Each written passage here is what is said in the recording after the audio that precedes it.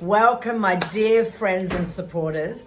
Today we are absolutely blessed to have the beautiful Joyce from Africa, who actually originally is from Hong Kong, and she is the founder of New Sight charity, which is all about creating new lives for people through gaining eyesight and eyesight health. And so we're so happy that you're here. I'm so happy to be here with you. I know. And with your friends. Is they your friends? They must be nice. Absolutely. And the reason why I wanted to chat to Joyce is because we did this fundraiser earlier for our birthday. So much. But we're still Amazing going. people. And I need more help from you, because we have a goal of 10,000 and we're about a third, almost halfway there. And we can do it. And so I think it'll make all of the difference. Exactly. And I think people need to understand the importance of it, and also understand we're raising specifically the money for the local community, particularly nurses, or the people that you've chosen to become nurses to work in these clinics that you've created in the middle of nowhere in the jungle, people.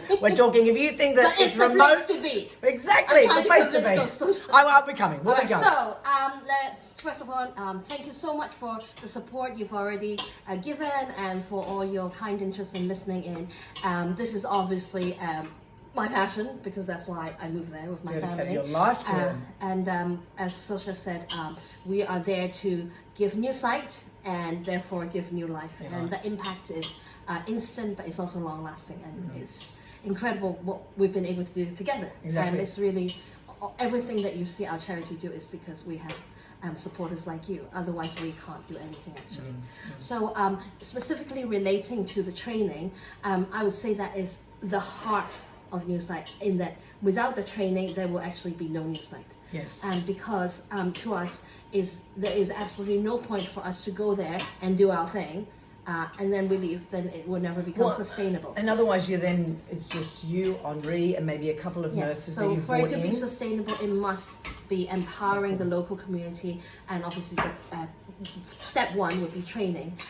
But even though I say training, it actually is a two-way thing. We actually learn a lot from these trainees as well, because they're all from the local community. Amazing. They understand their culture and the way things work and their needs a lot better than you and I ever will. I mean, it's going to take us decades anyway.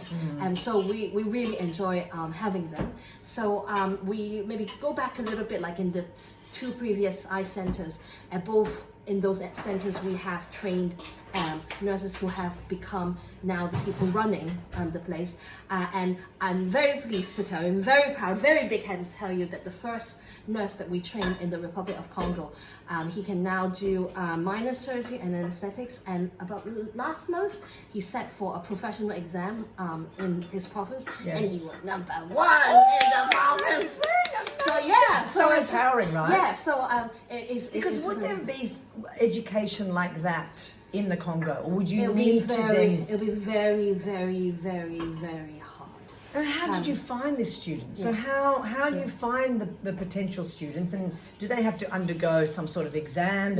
Yes. So we get recommendations from local leaders like church pastors and various people, and then we get the word out. So we're still very much like a word of mouth community, even though we did actually have a candidate who traveled like 1,200 kilometers to come for an interview. Yes. And so we had a simple application form. Then we actually met with every one of them, because to us they usually they have such limited potential. Is not very useful to go through their CV in that way. No, because they haven't done anything.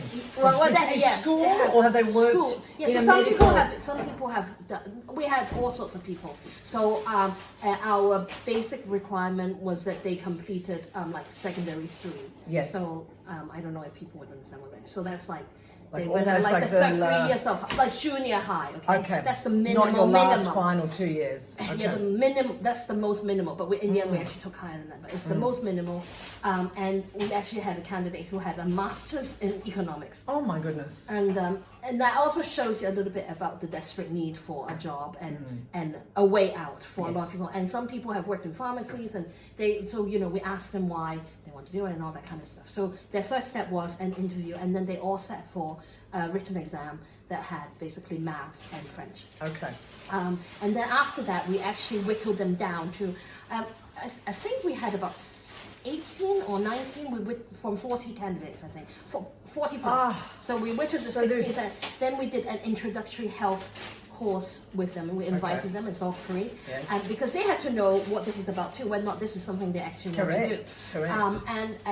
So that was like for 3 months. So we only had classes in the afternoon, and in the morning they had like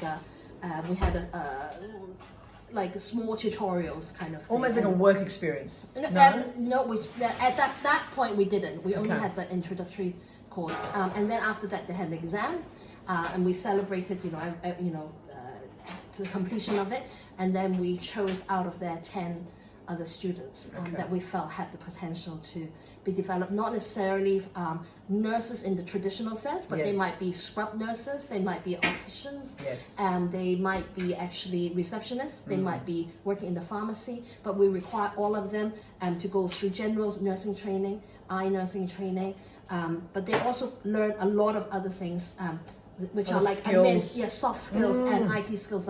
But how useful, amazing for these students who would never maybe have this opportunity. And it must be also so difficult because you had 40 candidates and now you've shrunk it down to 10, and you think, oh my goodness, if I could only give. Do you think in the future there's so much potential for more work for these? Definitely. And it's also a matter of just capacity, like how many people we can take in, and like you said, now training. We have a nursing school supervisor. She's many years of experience, running nursing training in Africa, and then we all in our expat team, we all contribute different things. So my husband would teach like eye nursing. I teach them community health and the fundamentals of consultation, because to me, it's very important to me that they know that medicine is not just a skill and a knowledge, but is an art. It is a calling, because you are there to serve the person. Like the last thing I want them to do is just to treat the disease and not the person. So which so that's what I teach it, and just of listening skills and communication skills, which their concept might be really different. Even just work skills, like how do you get ready for work? Exactly, all those things, because the problem is they haven't had that opportunity. They've not had that opportunity. And I still remember the first time I suggested in the previous center about doing community health and then doing posters, and it's never occurred to them that they can make their own. I'll finish telling you the what other things they get taught, but then I do want to tell you about the community health, because I'm very proud of them. So they also learn things like just simple accounting, so bookkeeping, because obviously in the reception and sometimes they have petty cash and all those. Because also you need, it's like a small business, right? Where you need everybody to be able to do every job. Yeah, so tax, accounting, medicine, and they need to understand. Even when I was a medical student, I had to learn. I had to spend time in the reception, and that was like it was fantastic. I loved it. I just love being with people anyway. Yes. But then you understand the amount of pressure people are under in the reception, with the patient saying, you're running late, and then just all that kind of stuff. So I think it's important they do that. So their training is supposed to be a year, but because of COVID, it's a year, but they're gonna need continuous professional development. The reason it's set as 1 year is because we know there's no way they can sustain another year without a salary. They're going to have to make some money. So right now they get all their tuition paid, they get all their books, the stationery. And this is what we're raising money for, is specifically to keep these students going. And also, so do they live near your clinic? Do you live nearby? No, they live in their own home. Okay. Maybe one day because obviously we have a plan to build our own dedicated hospital. So when we do, then they're in the future facing, there is staff accommodation, etc. So the other thing that it does is, I'm trying to think if I should say it, but basically I noticed that I don't think they would mind. I don't want them to feel embarrassed, but my husband noticed that they weren't quite right, so we asked the nursing school supervisor that you have to have someone one-on-one, and honestly, the amount of social problems they have and the needs they have, it looks like something out of a movie. It looks like a terrible TV soap opera. Because not enough money for food. Yeah, family problems. Yes. But I also know that is actually, if you go to speak with anyone on the street, they all have problems. Yes. All have something, someone ill, someone who died and need burying, and someone who can't continue their school, someone who had an accident, all sorts of stuff. So anyway, Very then we real, isn't it? realized that, you know, some of them are actually not having proper meals either, because it's so hard for them to actually find food to eat. And with COVID, people ask us if it's terrible. Is that devastation that is, Yes. you know, you always know the poorest of the poor is Exactly. going to suffer more. So anyway, so for us, we really try to find a balance between not just giving a free handout, but also really giving them the help that they need. So after a lot of discussion, I don't know if we got it right, but what we're doing.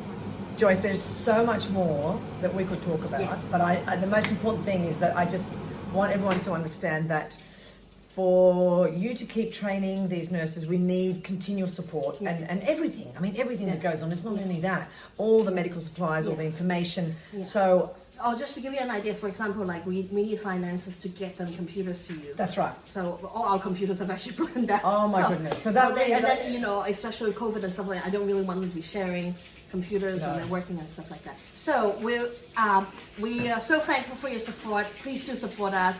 I think there is a match. We have a match. So if Yes. we raise 10,000, doTERRA will add another 10,000, Yes. which is amazing. So Yes. please, Yes. dig even just You a will little not bit. regret it. Even a little bit. Instead of your coffee, just give us that money. That'll be amazing. Thank you you so so much. much. Bye.